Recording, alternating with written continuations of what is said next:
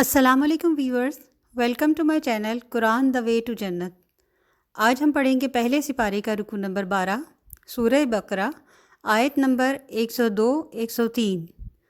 اعوذ باللہ من الشیطان الرجیم، بسم اللہ الرحمن الرحیم۔ اور وہ اس چیز کے پیچھے لگ گئے جسے شیاطین سلیمان علیہ السلام کی بادشاہت میں پڑھا کرتے تھے، اور سلیمان نے کفر نہیں کیا لیکن شیاطین نے کفر کیا کہ وہ لوگوں کو جادو سکھاتے تھے، اور جو بابل میں 2 فرشتوں ہاروت اور ماروت پر نازل کیا گیا، حالانکہ وہ دونوں کسی ایک کو نہیں سکھاتے تھے جب تک کہ وہ یہ نہ کہہ دیتے کہ ہم یقیناً آزمائش ہیں، چنانچہ تو کفر نہ کر۔ پھر بھی وہ ان دونوں سے وہ چیز سیکھتے تھے جس سے شوہر اور اس کی بیوی میں جدائی ڈالتے تھے، حالانکہ وہ اس کے ساتھ اللہ تعالیٰ کے اذن کے بغیر اس میں سے کسی ایک کو بھی ہرگز ضرر پہنچانے والے نہیں تھے، اور وہ ایسا علم سیکھتے تھے جو انہیں نقصان پہنچاتا اور انہیں نفع نہیں دیتا تھا، حالانکہ بلا شبہ یقیناً وہ جانتے تھے کہ جس نے اس کو خریدا اس کے لیے آخرت میں کوئی حصہ نہیں، اور یقیناً برا ہے جس کے بدلے انہوں نے اپنے آپ کو بیچ ڈالا، کاش وہ جانتے ہوتے۔ یہود کے اخلاقی زوال کا یہ عالم تھا کہ انہوں نے نہ صرف تورات اور اس کے احکام کو پس پوش ڈال دیا اور جادو ٹونے، عملیات اور تعویذ گنڈوں کے پیچھے پڑ گئے، اور ایسی تدبیریں ڈھونڈنے لگے جن سے مشقت اور جد و جہد کے بغیر محض پھونکوں اور منتروں سے سارے کام بن جایا کریں۔ چنانچہ وہ جادو سیکھنے اور سکھانے میں مشغول ہو گئے۔ یہ سیدنا سلیمان علیہ السلام کے عہد حکومت کی بات ہے۔ انہیں جب یہود کے اس رجحان کا علم ہوا تو انہوں نے ایسے ساحروں سے ان کی سب کتابیں چھین کر اپنے تخت کے نیچے دفن کر دیں۔ حضرت سلیمان علیہ السلام کو جو معجزات عطا ہوئے تھے وہ حکمت الہی کے مطابق ایسے عطا ہوئے تھے جو جادوگروں کی دسترس سے باہر تھے۔ مثلاً اللہ تعالیٰ نے تمام سرکش جنوں کو آپ کے لیے مسخر کر دیا تھا، اور سلیمان علیہ السلام ان جنوں سے سخت مشقت کا کام لیتے تھے۔ ہوائیں آپ کے لیے مسخر تھیں جو آن کی آن میں آپ کا تخت مہینوں کی مسافت پر پہنچا دیتی تھیں۔ پرندے بھی آپ کے لیے مسخر تھے، آپ ان سے بھی کام لیتے تھے۔ آپ پرندوں کی بولی سمجھتے تھے اور پرندے بھی آپ کی بات سمجھ جاتے تھے۔ غرض اللہ تعالیٰ نے حضرت سلیمان علیہ السلام کو عظیم الشان سلطنت عطا کی تھی۔ جب سلیمان علیہ السلام فوت ہوئے تو ان شیطان یہودیوں نے کہا کہ سلیمان علیہ السلام تو یہ سب کچھ جادو کے زور پر کرتے تھے، اور اس کی دلیل یہ پیش کی کہ سلیمان علیہ السلام کے تخت کے نیچے جادو کی بے شمار کتابیں دفن ہیں۔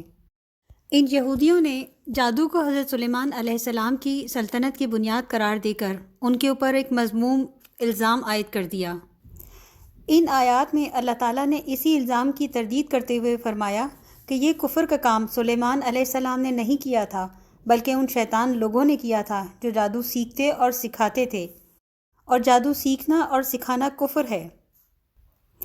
اللہ تعالیٰ نے یہود کی ایک دوسرے طریقے سے بھی آزمائش فرمائی، اور وہ یہ تھی کہ بابل شہر جو آج کل کوفہ ہے، اس میں 2 فرشتوں ہاروت اور ماروت کو پیر و فقیروں کے بھیس میں نازل فرمایا۔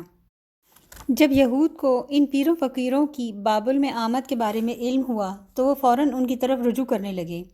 ان فرشتوں کو یہ حکم دیا گیا کہ اگر تمہارے پاس کوئی شخص یہ جادو ٹونا سیکھنے آئے تو پہلے اس کو اچھی طرح خبردار کر دینا کہ یہ کفر کا کام ہے، اور ہم تمہارے لیے محض آزمائش ہیں، لہٰذا تم کفر کا ارتکاب مت کرو۔ پھر بھی اگر کوئی سیکھنے پر اصرار کرے تو اسے سکھا دینا۔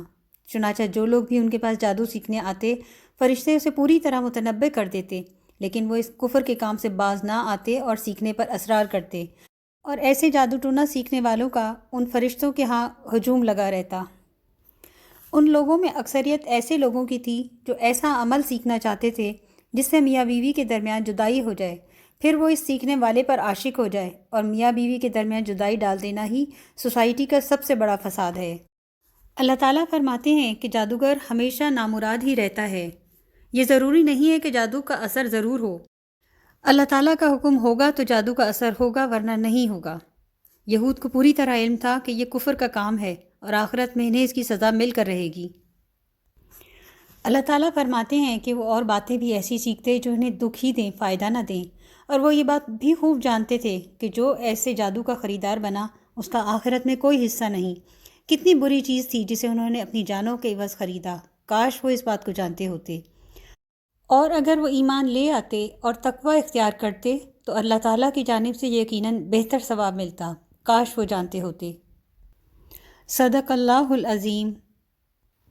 ویورز، میرے channel Quran the way to جنت کو لائک، سبسکرائب اور شیئر کیجیے تاکہ یہ آپ کے لیے بھی صدقہ جاریہ کا باعث بن جائے۔